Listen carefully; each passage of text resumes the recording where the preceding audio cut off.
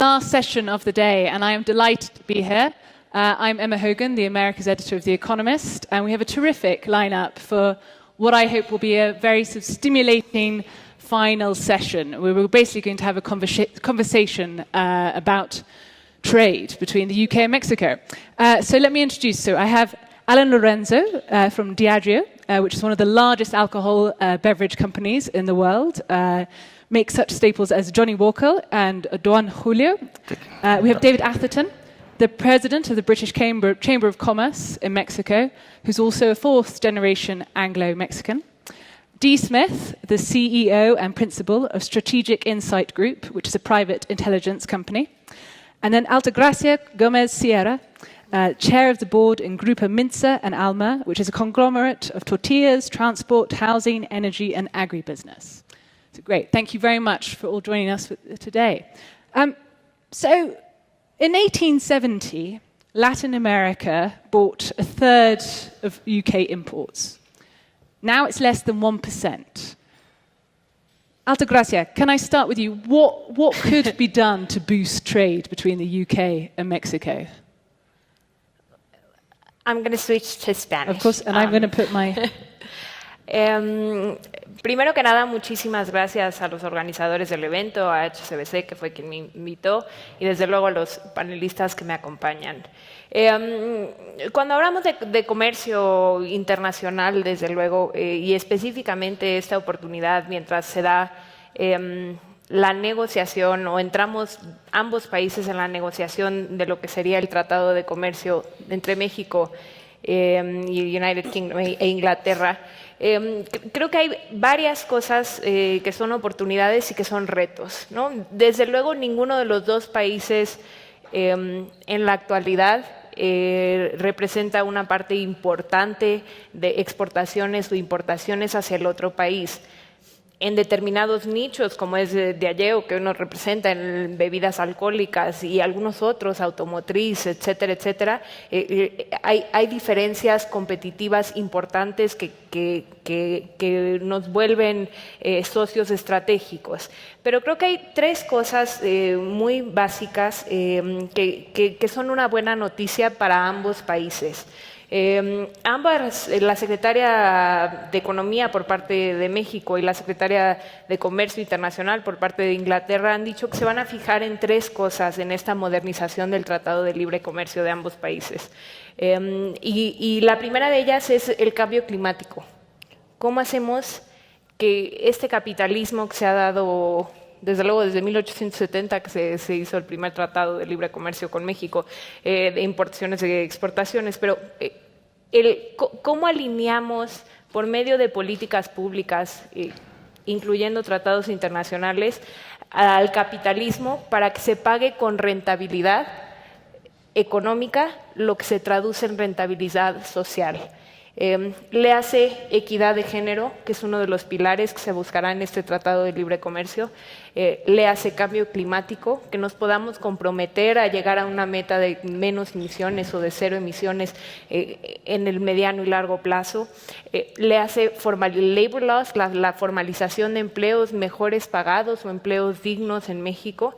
Y creo que hay un proceso que se debe de dar, ¿no? Para Inglaterra, dice, México tiene una población joven, son un consumidor importante de bienes y servicios financieros en algunos sectores, etcétera, etcétera, y lo somos, no solo para Inglaterra, para muchos países. Pero creo que en México debemos de, por una parte, aprender a usar las oportunidades geopolíticas que tenemos en este conflicto Estados Unidos-China, donde habrá reubicación de distintos centros de manufactura, etcétera, etcétera, pero no olvidar que la meta en México es otra.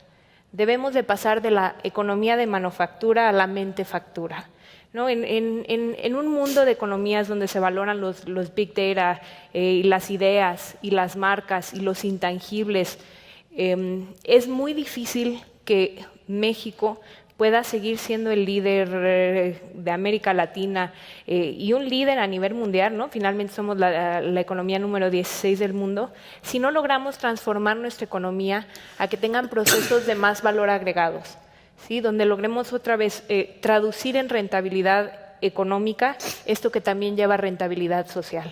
Y para eso hay que formalizar empleos por medio de incentivos, ¿no? Las personas no se formalizan si no tienen incentivos. Le hace acceso a capital o crédito. Y desde luego se debe de buscar, creo yo, que las pymes, que es otro de los capítulos del Tratado de Libre Comercio, se puedan jalar. Yo siempre les digo, cuando me mencionan problemas de producción en México, ¿no? El campo tiene problemas de producción, es menos rentable que el campo en otras partes, etcétera, etcétera. Yo les digo, los problemas de producción en México se arreglan muy fácil. Y lo digo en los negocios que tienen que ver con la agricultura, y los digo en los negocios que tienen que ver con la industria, y lo digo en los negocios que tienen que ver con los servicios. Vayan, no es rocket science. Donde hay un gap importante en México son los problemas de comercialización. Y resolviendo estos problemas de comercialización, logrando vincular a los pequeños y medianos empresas o las pequeñas y medianas empresas dentro de las cadenas de valor, dentro de las cadenas de suministro, es como podemos, uno, crecer exponencialmente, ¿no? O sea, porque cuando tú resuelves un problema en ventas en una empresa, ahí sí pasas, el crecimiento no es de 1 a 2, es de 1 a 10. Y dos, lograr hacer una relación fructífera de comercio exterior con Inglaterra y con otros países. I'll leave my answer I'm there. just getting the translation. That's fantastic. Thank you so much. David, just picking what Gracia said, I mean, we should also mention the fact that 3 days ago, it was announced in London, at the headquarters of Diageo, actually, that there's going to be Mexico 2.0, this free trade agreement. Correct. So what will this do to both, closen ties between the two countries, but also do some of the things that Altagracia was talking about changing the economy from being just from manufacturing to more of the kind of the mind economy? Well, I think, obviously signing a new free trade agreement, and Altagracia brought it up, many of you, and I know I promised I'd speak in Spanish, so if anybody prefers Spanish or English, it's the same. But I don't know, but 1826. And a lot of people are going to say, yeah, that's because the UK was in a big fight with Spain at the time with over the armadas and over the wars in Europe.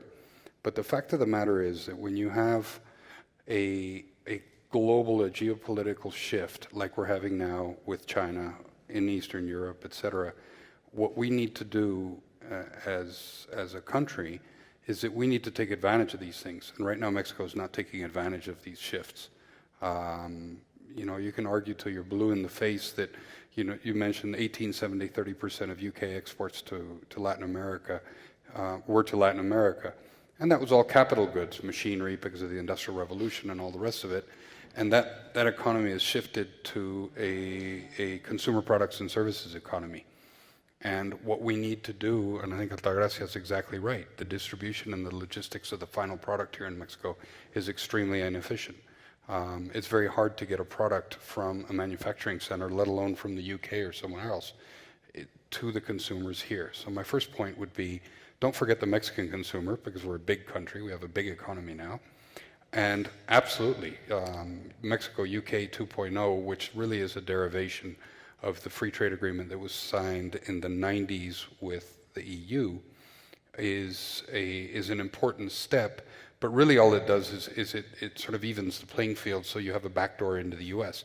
I imagine that shortly we'll hear President Biden and Prime Minister Johnson announce that they were about to sign the US version of the UK trade agreement. So really what this does is that it makes it very, very transparent. So I think, it looks good, but we all have to walk the talk. We can't just go by the headlines. We actually have to do something about it, and I'm sure we'll get into that in a bit. Yeah.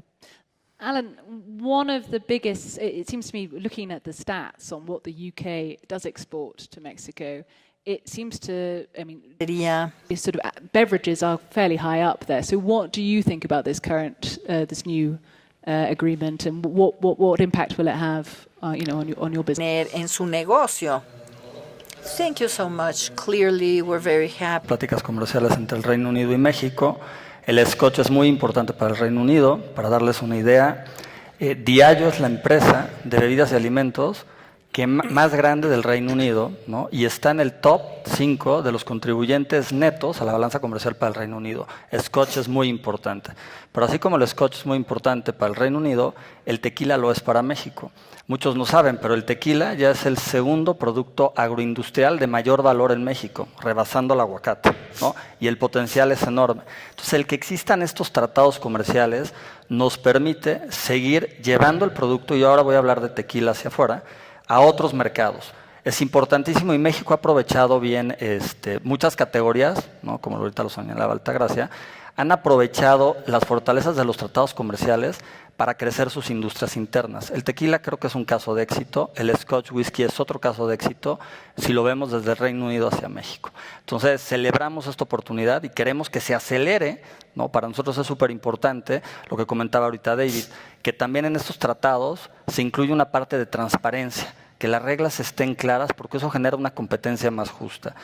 Y lo que menciona Altagracia creo que es de lo más importante. La agenda ESG es importante ya para todos. No tenemos un planeta B, solamente tenemos un solo planeta. Y si no empezamos a invertir, y en estos tratados comerciales, la gran ventaja es que podemos poner los incentivos adecuados para que las empresas inviertan y transfieran no solamente productos, sino tecnología, procesos.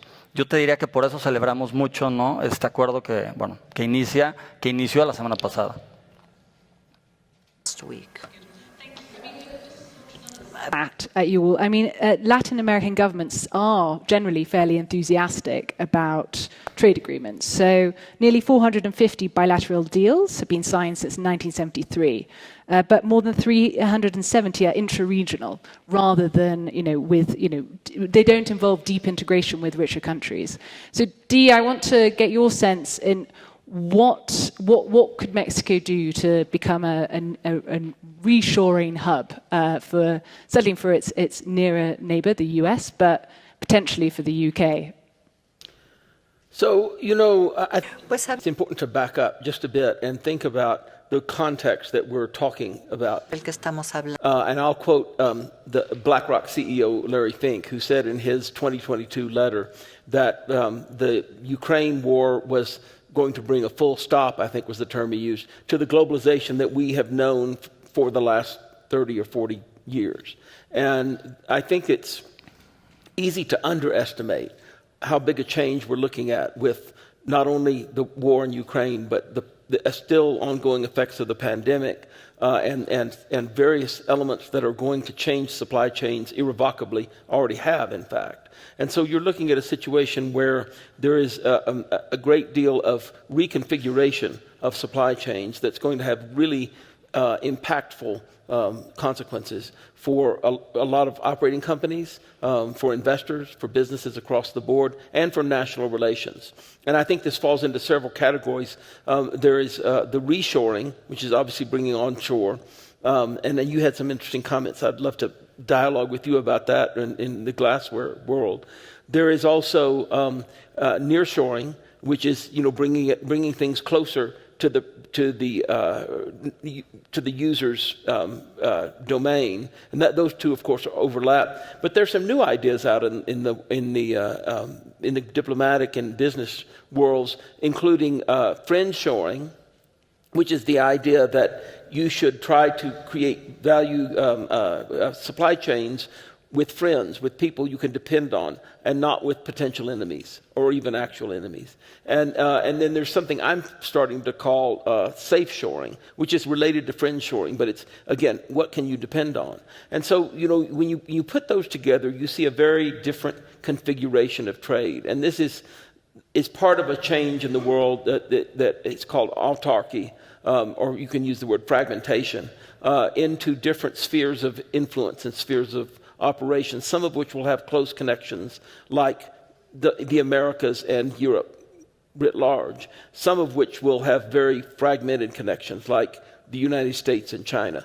And so I think that there's a huge opportunity in Latin America, and particularly in Mexico and some of the other advanced economies, for a really vigorous retooling and reconfiguration of supply chains to places where they can be depended on And I think that has to do not only with the great mass of the Western Hemisphere, but also across the Atlantic as opposed to across the Pacific, because the carbon footprint is lighter across the Atlantic. And so, you think about, well, what could make this go faster, or what could hinder it? And I think the thing that can make it go faster is flexibility, innovation, the ability to improvise, and the ability to really put things in a formula that is exciting to people, and by that I mean incentives that can make it more important, friendlier for people to relocate to, let's say, Mexico or other countries. I think the things that will hold it back are not having those things in place and abiding with old systems. And the last point I would make is that we've got to get away from old think. We cannot think about things in the same way as we did even 6 months ago, let alone 6 years ago. And I think that to the extent that countries and governments, whether they are national, state, or local, can create incentives and can be flexible and can put these things in place that allow companies to really consider that this is a better alternative, I think they'll be very successful. But it really is thinking out of the box. And as my friend Lorenzo Lazo, who's here in the audience, has said, the old box is blown apart. There is no old box. So you really have to create a new box to think in, and it has to be a different shape, and it has to match our changing world, which will continue to change. And I think it's easy to underestimate the amount of change that we're on the cusp of right now. But I would love to ask you, because you had a great example, which is the glass shortage and some of the other things that you're dealing with, and you were talking about producing locally. And this brings up another point, and last point I would like to make, that I think people think, well, how can a European investor or a UK investor benefit from nearshoring of producing something in Mexico that's going to be sold in the US or even sold in Mexico? And I think there's an easy answer. You can invest in the companies that make those things in Mexico. And so, I don't think we should put an artificial barrier around nearshoring or friendshoring. But anyway, please recount, because that was fascinating what you were saying. Muchas gracias.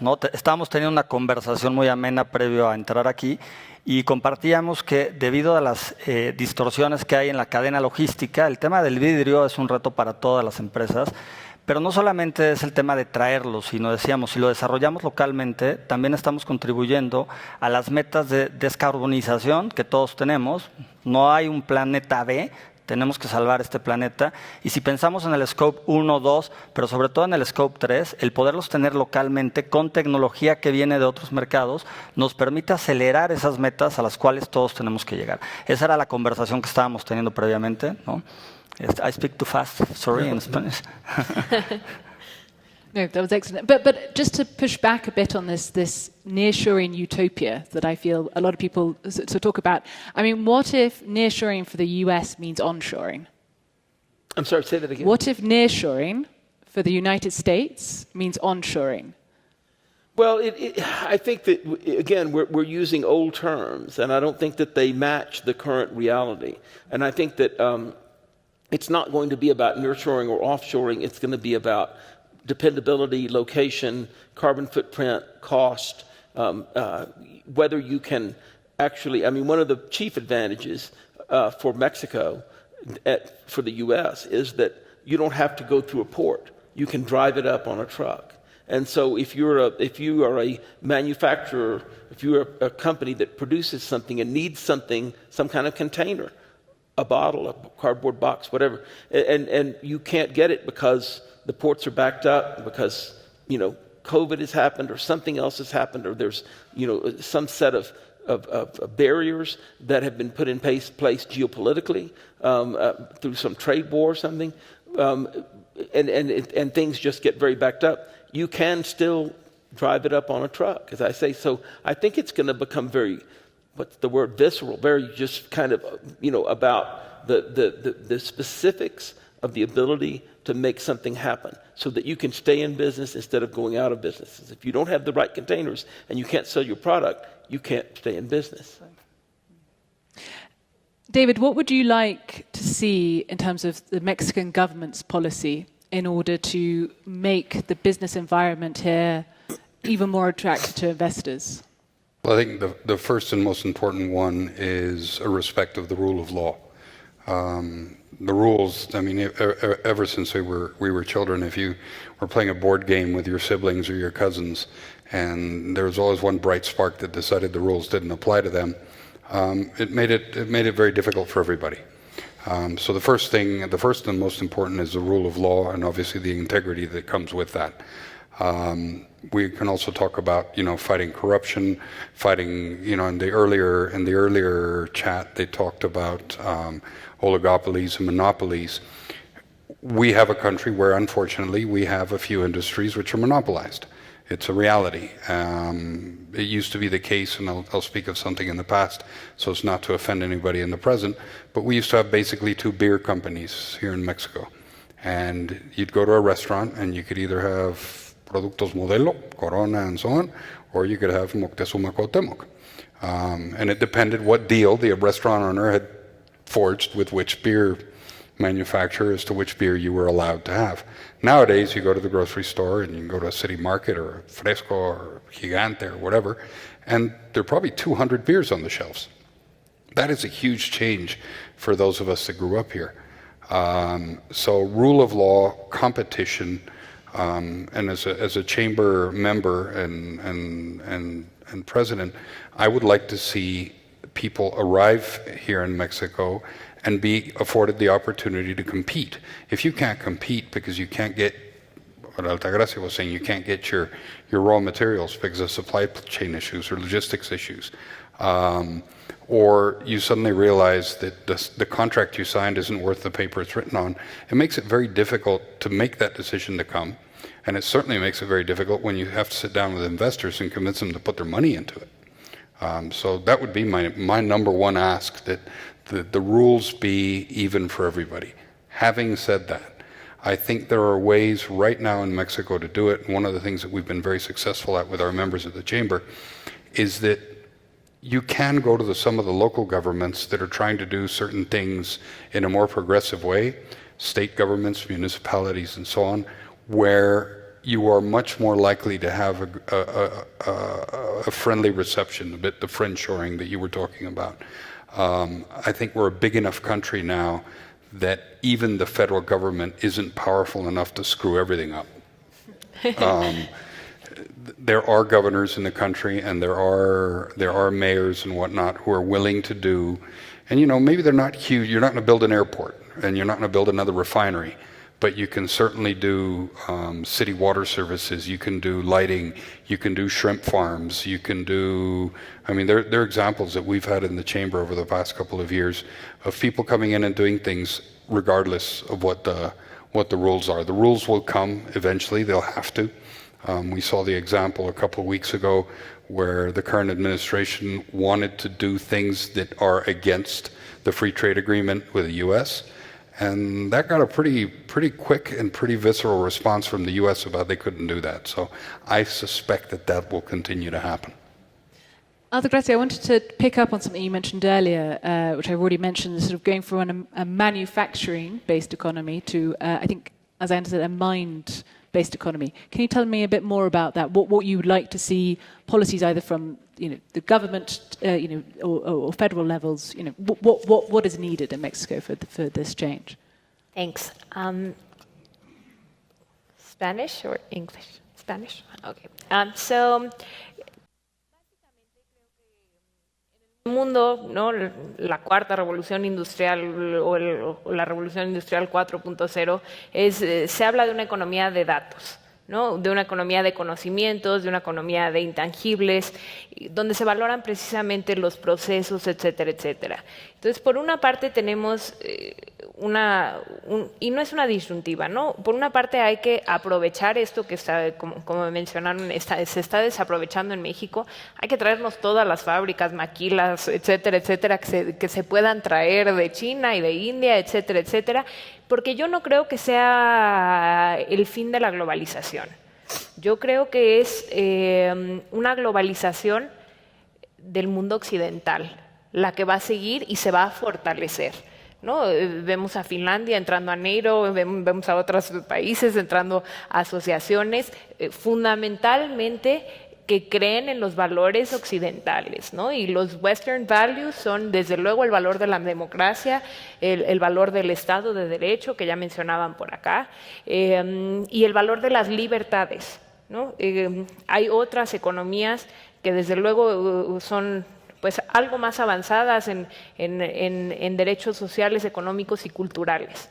Pero la economía de libertades, fundamentalmente, hablamos de la economía occidental, y yo no creo que vaya a ser un cambio en la globalización. Creo que, de hecho, se va a enfatizar la globalización dentro de economías occidentales. Y creo que todas las que somos hasta ahora parte de eso debemos de aprovecharlo, sin duda. Y estas economías ponen su capital y ponen su crédito en procesos, en gobiernos corporativos, sí, en empresas que valoran los ESG, sí, pero sobre todo en economías de conocimiento. Entonces, ya mencionaba Deep, ¿no? Es muy difícil hacer un tratado, es muy difícil hacer política pública que sea viable o que sea conveniente para dentro de 6 años cuando las cosas cambian tan rápido.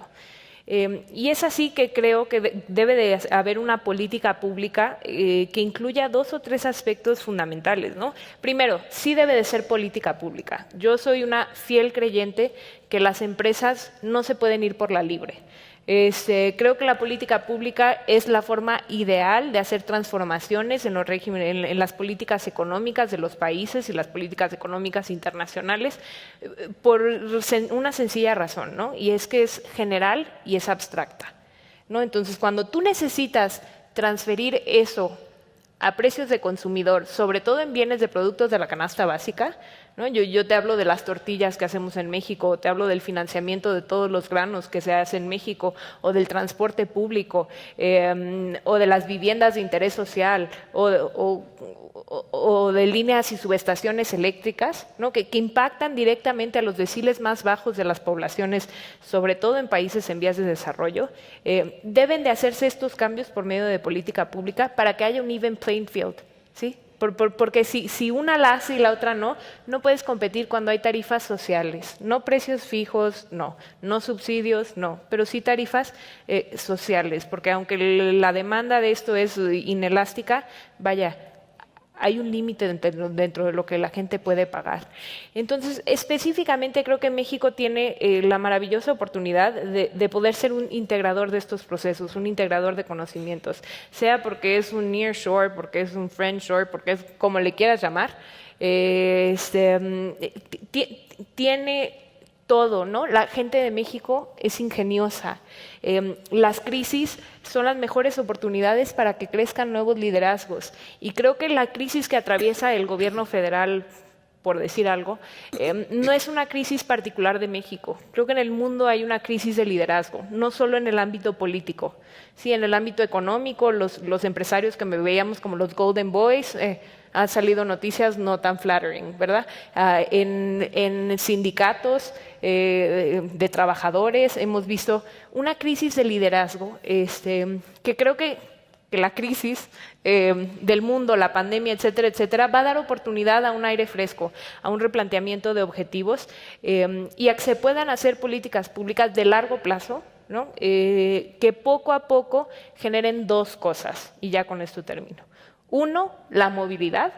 Creo que en México y en los países en vías de desarrollo, más que la desigualdad, que es algo que afecta muchísimo a las personas, la movilidad en sus 3 acepciones. 1, la movilidad urbana, ¿no? Las personas que tardan 2 a 4 horas para ir y venir de su trabajo y gastan entre el 50 y el 80% de su sueldo en ir y llegar hacia eso, y eso sí se arregla en un sexenio, con política pública dedicada al transporte público. 2, la movilidad geográfica.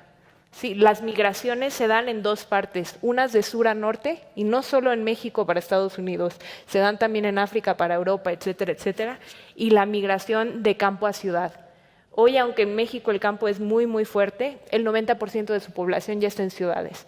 Y la pobreza no se vive de la misma forma en la ciudad que en el campo. Y las expectativas con acceso a Internet, etcétera, etcétera, que se generan en una persona, los patrones de consumo a los que aspiran las personas no son los mismos en el campo que en la ciudad. Entonces eso es algo que cuidar. Y además, digamos, de la movilidad geográfica del campo a la ciudad, viene una cosa bien importante, que ningún tratado de libre comercio nos va a solucionar: la infraestructura. Mientras no haya infraestructura, no va a haber igualdad. ¿Por qué no producimos en Chiapas? Porque nos cuesta más. ¿Por qué no hacemos más trading con Inglaterra? Porque no nos ha convenido. El día que nos convenga, seguramente lo haremos. Y creo que ahora es el día, ¿no? Y la tercera y la más perniciosa es la movilidad social. Y creo que en eso en México tenemos una grandísima ventaja, y es que tenemos población joven. La media de nuestra población es de 29 años. Y es en la juventud donde tenemos la mayor oportunidad de romper la reproducción de la pobreza. Y hay políticas públicas muy sencillas, ¿no? Podemos ir gradualmente reduciendo la jornada laboral para que se puedan integrar más jóvenes. Podemos ir revalorizando oficios. No tiene que haber 3 millones de doctores, no tiene que haber 3 millones de abogados, tiene que haber un electricista bien pagado, tiene que haber un chofer bien pagado, hay oportunidades para todos y se deben de revalorizar esos oficios. I leave it there. No, brilliant, thank you. And I think it's time to open up to the floor. So, are there some questions? De abrir... I'd heard that the room was shy earlier, but I didn't expect this. Come on, there must be 1 or 2 questions, I would have thought. Back there. Is there one at the back? We're the only thing standing between them and booze, so that'll give you an idea. Muchas gracias. Mi nombre es Jorge Armijo, soy asociado Comexi. Mi pregunta va en el sentido en que vemos cómo las economías, ya lo mencionaban, se están transformando justo para adaptarse mejor a la economía digital, e instrumentos como el que tiene México con Estados Unidos y Canadá, o el CPTPP o TPAT, de alguna manera han permitido justamente incorporar disposiciones como facilitadores del comercio de datos, facilitadores de la incorporación de las pymes justamente al comercio electrónico. Realmente el futuro acuerdo entre México y Reino Unido tiene el potencial de convertirse en un tratado no solo que incorpore estas disposiciones, sino también que vaya más allá y se convierte en un referente justamente para cada vez adaptarnos mejor a estas transformaciones que indudablemente, creo yo, van a ser mucho más disruptivas eventualmente. Muchas gracias. David Gillett. Estoy de acuerdo contigo. Yo creo es una oportunidad de oro de integrar justamente todos esos capítulos, como en un momento se hicieron con el Tratado de Libre Comercio, ahora el TEMEC, que hablan de igualdad laboral, que hablan de Estado de Derecho, y ahora que está no solo de moda, sino muy importante, la incorporación de todo lo que es el ESG, cuidar el ambiente, cuidar el entorno social alrededor, cuidar la gobernanza corporativa de las empresas, decía hace rato la economía digital, etcétera. Decía hace rato Alan, si tú no tienes tu huella de carbón bien manejada, va a llegar un momento a donde no puedes vender los productos porque la gente no te los va a poder comprar. Si tú no produces relativamente localmente, y si bien el ideal no será fabricar en Chiapas, Chiapas queda mucho más cerca que Shenzhen en China. Entonces igual y alguien va a poder hacer eso, dado que haya obviamente infraestructura, por supuesto, que haya puertos, etcétera, etcétera. Pero regresando a tu pregunta original, que es el Tratado de Libre Comercio, yo creo que es un momento a donde va a ser exigencia de los países como el Reino Unido, como la Unión Europea, como Estados Unidos, por sus propias legislaciones y sus propios estatutos que tienen en sus empresas. Estamos migrando a una economía a donde ya estamos dejando atrás lo que se llamaba el shareholder culture, a donde era el puro bottom line y nada más la utilidad es lo que regía, a una de stakeholder, a donde tienes que cuidar al empleado, tienes que cuidar al proveedor, tienes que cuidar a la comunidad que te provee de esa gente y a tu consumidor, y no es nada más el bottom line, sí, tienes que ganar dinero, pues ese es el fondo de cualquier negocio, pero lo tienes que hacer de forma responsable, lo tienes que hacer de forma correcta, y yo creo que se va a plasmar muchos de esos principios en los tratados que se hagan. Recordemos que ahorita lo que hicieron, el Reino Unido hizo casi un copy-paste del tratado de la Unión Europea, y eso es lo que se está perfeccionando. La idea no es quedarse con eso, es de modernizarlo y traerlo al siglo XXI. Estos tratados se firmaron a mediados de los 90. Un comentario que hizo Emma, y nada más para terminar ahí: si bien América Latina tiene muchos tratados regionales, una de las razones por las cuales no tenemos un número mayor de tratados con países primermundistas es que en el caso de la Unión Europea nada más necesitábamos uno. Entonces eso englobaba a los 20 y tantos países de la Unión Europea.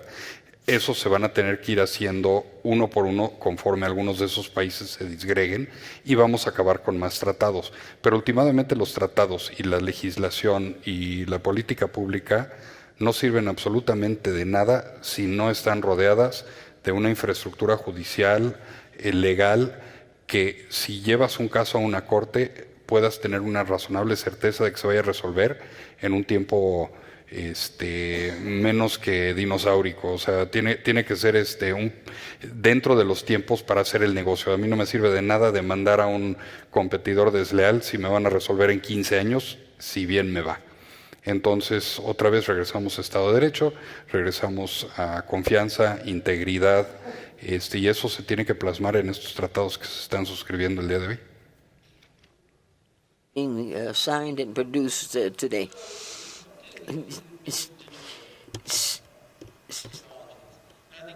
Sí, the amount of energy utilization that digital technologies require. I've heard it estimated that a single Google search requires as much energy as boiling a kettle of water for tea. And, the use of energy is so great that these major companies are building server farms underwater in places like off the coast of Scotland, simply because the water temperature is so cool, it can cool down the heat generated from it. But the idea of all of these digital things that are great, and I'm a big fan of them, but the amount of power that they're going to consume, the amount of power that Bitcoin mining already consumes, the amount of power that is going to be consumed by the growing Internet of Things and the metaverse, if that ever actually comes into being, is astonishingly great.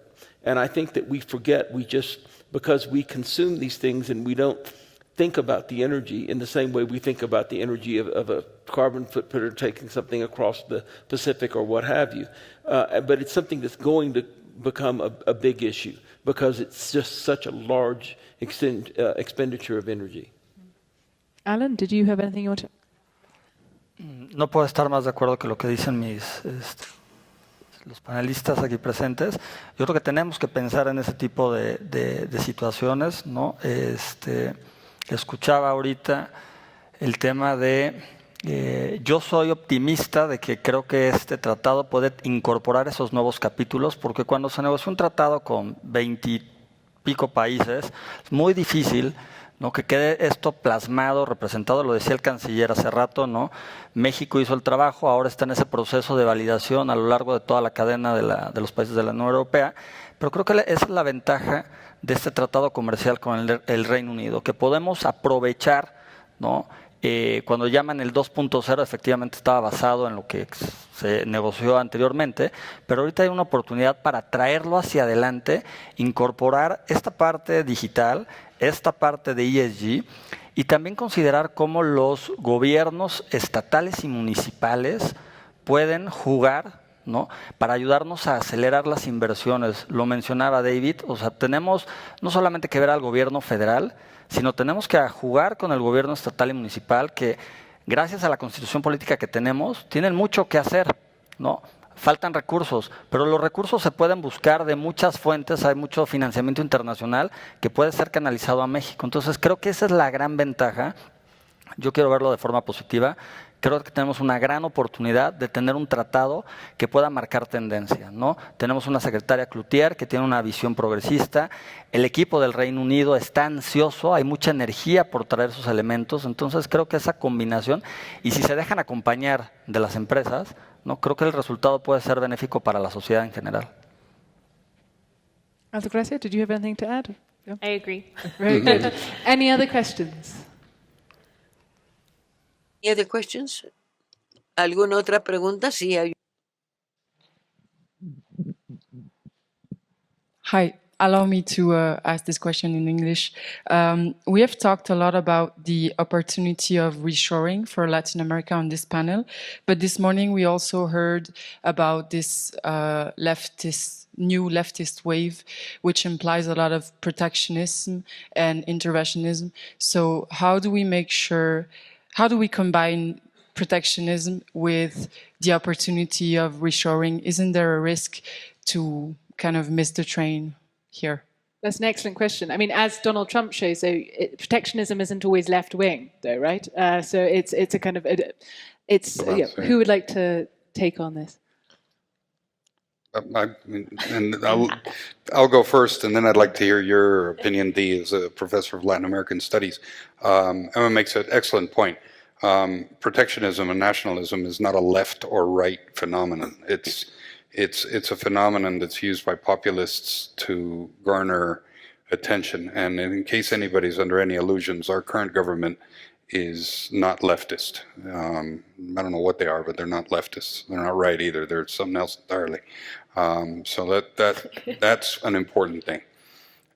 I'm an eternal optimist, and I think that what's going to wind up happening, because notwithstanding that I agree that globalization has changed fundamentally in the way we're going to do it going forward, the fact is the world is global, and we are going to continue procuring bits and pieces to make other things from other parts of the world. It's natural.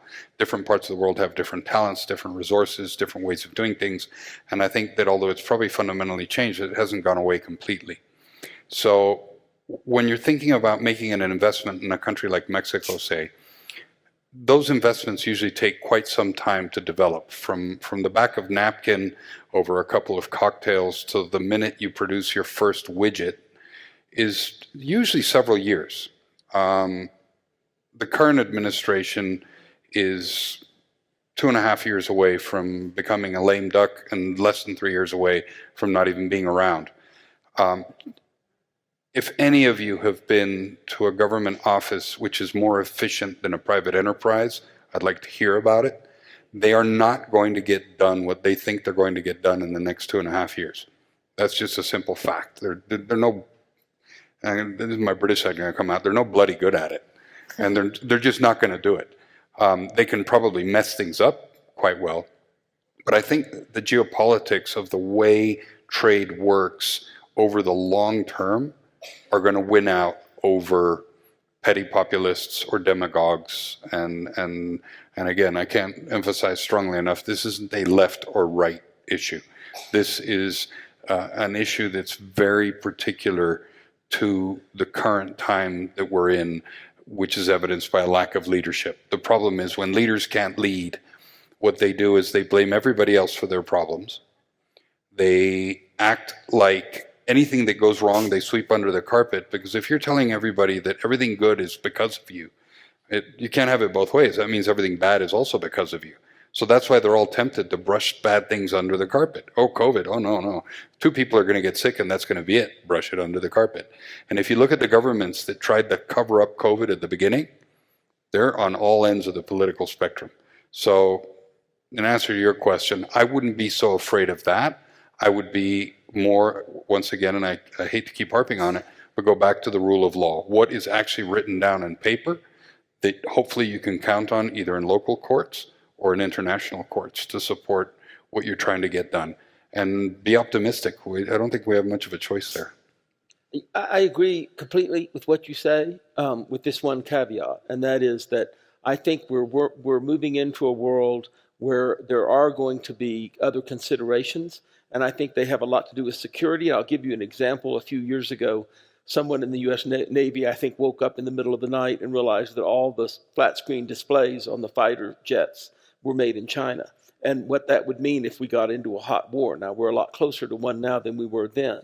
But there is a strategic consideration that a lot of countries are taking about whether they want to be hostage to countries. Well, I mean, Europe and Russian oil is the biggest example of the moment. But but it does relate to Latin America because there are a lot of critical minerals and rare earths and so forth that can be obtained from Latin America, and I think will be very attractive to people in Europe as well as in the United States, because you're not dealing with the fierce geopolitics of Eurasia, which are getting fiercer all the time. And so, I think there is a consideration in which countries will pull back and disallow, make certain countries, other countries, uninvestable. I can see that happening right now between the U.S. and China. It can benefit Latin America, but this is part of this autarkic, reshaping of the globe into spheres of influence or spheres of, cooperation that then don't cooperate with each other as much. And so I think, while I agree with you, everything you say about protectionism is exactly right. It comes from the politics of grievance. It's about anger. It's about broken promises. It's about all these things. But I think underneath that and bubbling up is another kind of thing that looks like protectionism, but it's really security. But in this autarkic world with spheres of influence, I mean, isn't Latin America sort of caught between the two? Because China already has a very large presence in parts of Latin America, particularly in South America. As you say, rare earth minerals, there's lithium mines in Bolivia and elsewhere, and potentially lithium in Mexico, I believe. Doesn't that leave Latin America in a slightly awkward position in that, it's looking north for trade, but it's also that there's the influence of China as well? It does, and I would have to call out Chris Sabatini and the organization he created called Global Americans, which has done a lot of work on the Chinese misinformation and disinformation and Russian misinformation and disinformation. But there is the hard fact within Latin America, but there is the hard fact of these agreements and the loans that have been made to Latin American countries and the ports that have been built and so forth. I think and this is where you get into the really crazy potential future things. And that is, I think that people are discounting things like sequestership, where, a country can simply say, sorry, we're taking that port, or sorry, or default.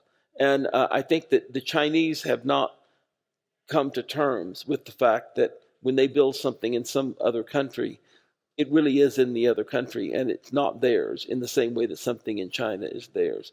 Now, this is another step or two beyond where we are right now.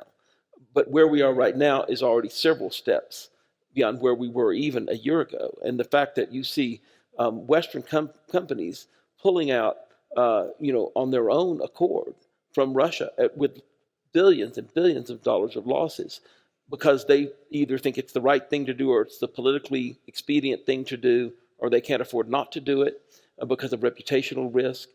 We're already in different territory.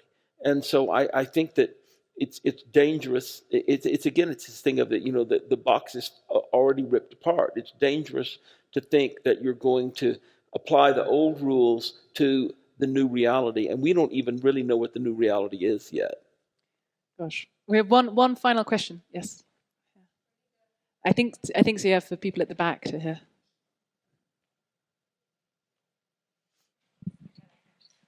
I'm just going to ask it in English. Can any of you comment on sort of the big panacea that people are talking about when we're talking about onshoring and reshoring, which is this whole big thing of 3D printing that is going to basically transform small to medium-sized countries. They're going to be able to, manufacture a lot of stuff that they would otherwise need somewhere else. And whether, we know we can print bullets, but we can also print surgical tools. So can you comment on where do you see that sort of changing the dynamics of what we're talking about today? Thank you. I can take a crack at it.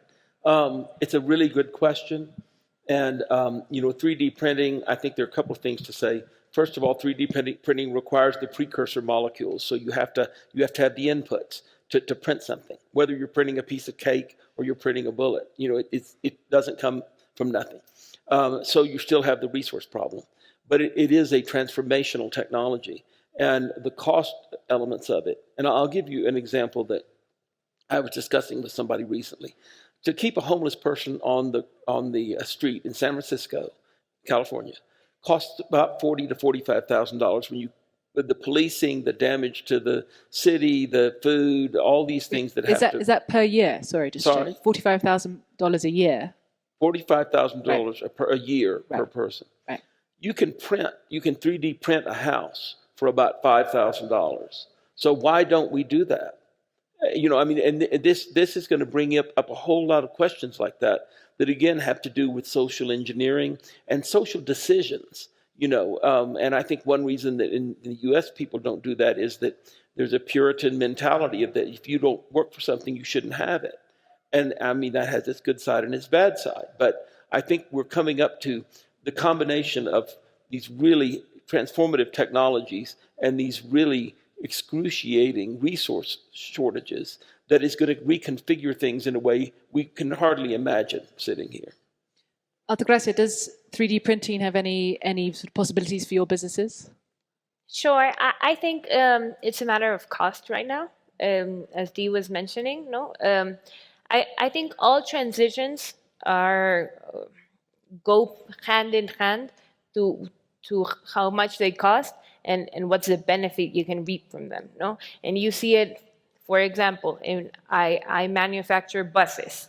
No, a bus that is manufactured for natural gas that consumes 90%, makes 90% less carbon emissions and whatnot, and it has a less fixed cost for the operator of the bus, costs double of what it costs to make a diesel bus. To make an electric bus, it costs 10 times more. So for the government right now, for the people right now, it wouldn't be costly to invest right now to sell electric buses. No, so we have 86% of the natural gas bus market in Mexico. Because no other company would do it when we first did it. No, we always say that Mexico was like a technological drainage for all the European and US companies, no? Because if in Europe you couldn't use those motors, then they brought them here to the market, no? So we said, hey, let's do something ahead of our time, but it needs to be ahead of your time and it needs to be profitable, no? And the cities where electric buses are running right now are cities where they are subsidized. And so there is a decision that needs to be made. For solar power, no? If 20 years ago you wanted a solar power, it was very expensive. So the decision was very difficult, or it was a very different kind of decision than what you're making right now, no? Everybody can have a solar panel, even in houses that are $15,000, no? Because the technology, the cost of the technology is 90% less than when it was 15 years ago. And I think something similar will happen with 3D printing. Right now, it's simply more efficient to have 100 workers, no, doing what the 3D printer does, no, and especially if they're underpaid, no, very especially so.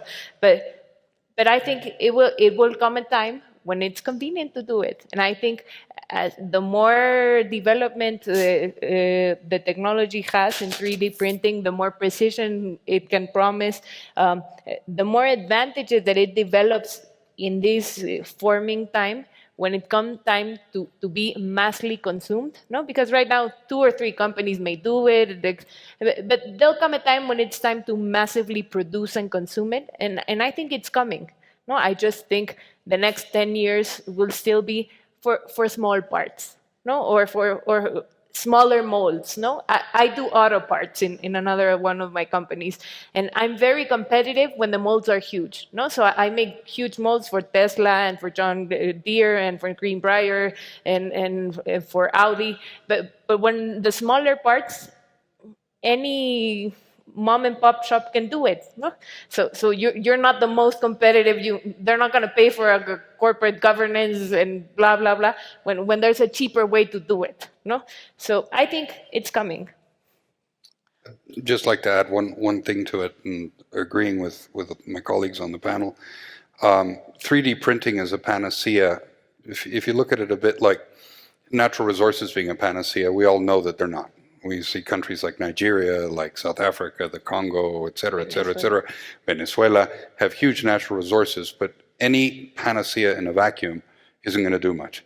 You can put 3D printers all over the world, but if you don't educate the population in innovation and creativity, once the utility of whatever it is they got the digital plans for, and assuming they have the resources, you know, the plastic molecule or the metal molecule or whatever it is, the utility of that individual object is expired, then what?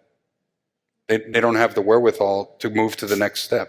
So and one thing we haven't talked about at all is how do we encourage the improvement of the education in Latin America and in Mexico in particular, which is very, very important. And it's one of the things that very quietly has suffered the most over the last 3 years with us getting out of the PISA, the children not taking their PISA tests anymore, you know, defunding the CONACYT, putting scientists in jail or threatening to put them in jail. That is the basis for any country. Rule of law, education, and integrity. The rest, technology is going to change, and it's going to change very quickly in ways that we don't even comprehend yet because we don't know what the next big thing is. I fear that if we get on the topic of education, we'll talk for another hour, and I'm afraid we are closing now. So can I tell everyone to please come to the British Embassy for a drink or two, and to thank our audience, thank our panel actually, sorry, for a terrific job. Thanks very much. Thank you. Thank you.